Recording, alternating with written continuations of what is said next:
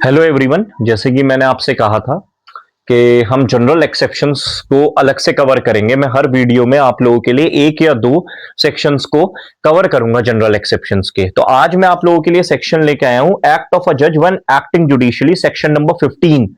तो section number 15 को समझने के लिए सबसे पहली चीज है, nothing is an offence which is done by a जज when acting judicially in exercise of its power which in good faith he believes given to him by the law. अब एक बात बताइए, आप इमेजिन करिए जज अपनी जुडिशियल कैपेसिटी में कोई एक्ट करता है तो उसके लिए कोई वो क्रिमिनली लाइबल थोड़ी ना होगा।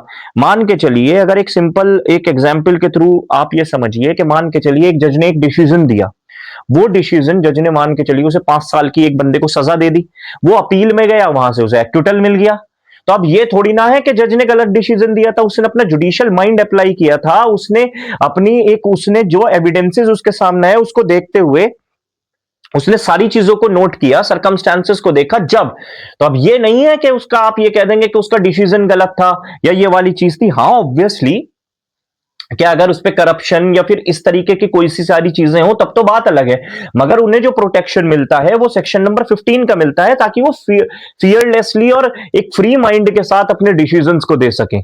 ठीक है, उनका अपना जुडिशियल माइंड है, उनका अपना एक वो होता है कि एविडेंसेस देखते हैं, वो उन्हें एडिशनल एविडेंसेस मिले या क्या मिला वो अपना जजमेंट लिखते हैं उस बेसिस पे। तो अगर उनके जजमेंट को मान के चलिए कल को ओवर रूल किया जाता है तो वो कोई ऐसी बात नहीं है। ठीक है, कि हाँ भाई उनके जजमेंट को अपील में मान के चलिए उनके जजमेंट को वहां एक्विटल हो गया, तो ऐसा थोड़ी ना है कि आप जज को क्रिमिनली लाइबल कर देंगे उस चीज के लिए।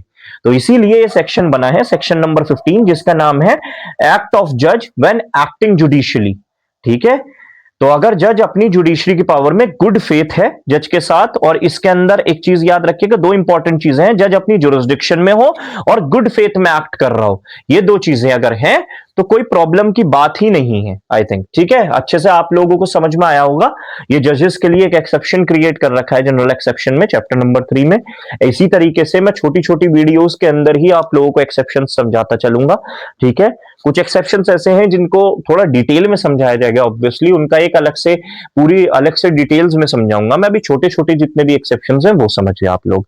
मिलते हैं नेक्स्ट एक्सेप्शन के साथ, मिल सकते हैं नेक्स्ट वीडियो नए टॉपिक के साथ मिलते हैं, तब तक के लिए ऑल द बेस्ट।